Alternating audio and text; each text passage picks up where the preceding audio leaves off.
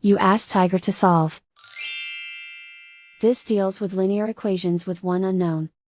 The final result is g equals -9/20. Let's solve it step by step. Simplify the expression. Expand the parentheses. Multiply the coefficients. Simplify the arithmetic.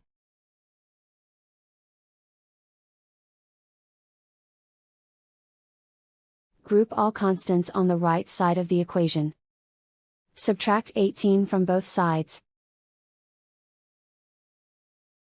Simplify the arithmetic.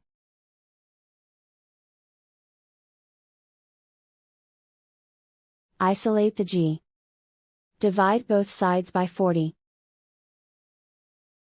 Simplify the fraction. Find the greatest common factor of the numerator and denominator. Factor out and cancel the greatest common factor. And so the final result is g equals -9/20.